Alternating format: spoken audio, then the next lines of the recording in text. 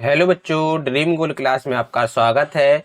और आज हम पढ़ रहे हैं बच्चों क्लास 8 मैथ चैप्टर नंबर 1।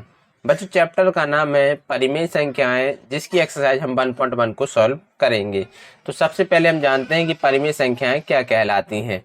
तो देखिए बच्चों, ऐसी संख्याएं जिन्हें हम P/Q के रूप में लिखा जा सकता है परिमेय संख्याएं कहलाती हैं। जैसे 3/5, 1/2, -9/5 आदि, ये हमारी परिमेय संख्या कहलाएंगी। परिमेय संख्याओं के बाद आते हम बच्चों एक्सरसाइज 1.1 पर। हम बच्चों अब 1.1 को सॉल्व कर रहे हैं। तो इसमें पहला क्वेश्चन है कि निम्नलिखित प्रत्येक में गुणन के अंतर्गत प्रयोग किए गए गुणधर्म का नाम लिखिए। तो सबसे पहला क्वेश्चन है -4/5 गुणा 1 बराबर 1 गुणे -4/5 बराबर 4/5। तो बच्चों इसमें कौन सा गुणधर्म लग रहा है?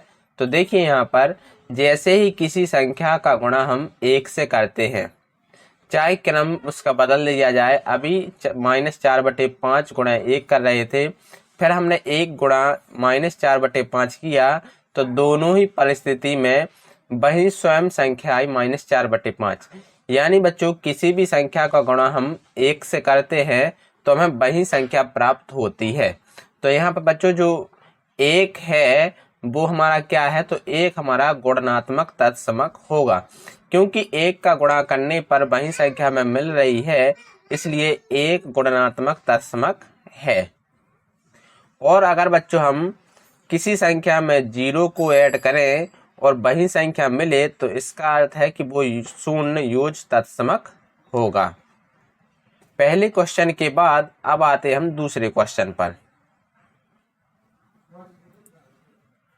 क्वेश्चन नंबर 2 है -13/17 गुणे -2/7 बराबर -2/7 गुणा -13/17। तो आप बच्चों सवाल में देख सकते हैं कि अभी a गुणा b है। a का मान हमने लिया -13/17 और b का मान लिया हमने -2/7। तो अभी क्या है बच्चों? a गुणा b बराबर b गुणा a है। तो बच्चों हमने यहाँ पर सवाल में देखिए क्रम चेंज हो रहा है, लेकिन आंसर बराबर आता है, इसलिए इसमें कौन सा नियम लग रहा है बच्चों? क्रम विनिमय नियम लग रहा है। क्योंकि हम जानते हैं कि गुणा में अगर संख्याओं को पलट दिया जाए, इनका क्रम चेंज कर दिया जाए, तो कोई भी परिवर्तन नहीं होता है। तो यहाँ पर क्या है बच्चों? क्रम विनिमयता नियम।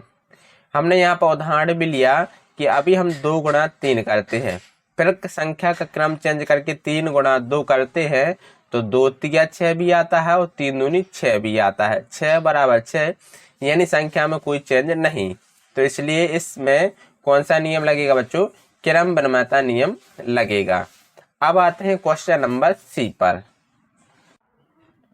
क्वेश्चन नंबर सी है बच्चों अब -19/29 गुणा 29/-19 बराबर 1। तो बच्चों अगर हम किसी भी संख्या का व्युत्क्रम करके गुणा करते हैं तो हमेशा 1 प्राप्त होता है। यहाँ पर a/b का व्युत्क्रम करके गुणा किया, जैसे कि a/b है तो जो संख्या नीचे है वो ऊपर, जो ऊपर है वो नीचे आ जाती है।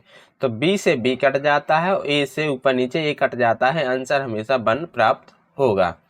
तो इसी प्रकार इस सवाल में भी है -19/29 का यहाँ पर हमने व्युत्क्रम करके जब गुणा किया तो -19 से -19 कट जाएगा, 29 से 29 कटेगा और लास्ट में हमें 1 प्राप्त होगा। तो जब भी किसी संख्या का व्युत्क्रम करके गुणा करते हैं तो 1 प्राप्त होता है, तो उसमें कौन सा नियम लगता है बच्चों? तो उसमें लगता है गुणात्मक प्रतिलोम गुणधर्म लगता है। ठीक है ना बच्चों? अब आते हैं इसके बाद क्वेश्चन नंबर 2 पर।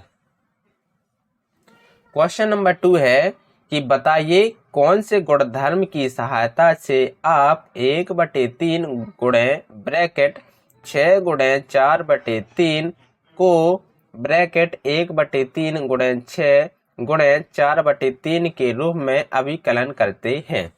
तो बच्चों अगर कोई 3 संख्या गुणा में दी गई हैं और अगर गुणा में 3 संख्याओं में से 2 संख्याओं का पेयर बनाकर हम उनको सॉल्व करें तो आंसर में कोई चेंज नहीं होता है। हम यहाँ पर एक सवाल यहाँ पर उदाहरण के तौर पर लेते हैं। यहाँ पर हमने 3 संख्याएं ली, a गुणे b गुणे c बराबर a गुणे b गुणे c। तो अभी हमने b गुणे c पर ब्रैकेट लगाया और इधर हमने लगाया a गुणे b पर। हम जानते हैं ब्रैकेट को पहले सॉल्व करते हैं। तो बच्चों a गुणा b गुणा c कितना होता है bc बराबर a गुणा b कितना होता है ab गुणा c।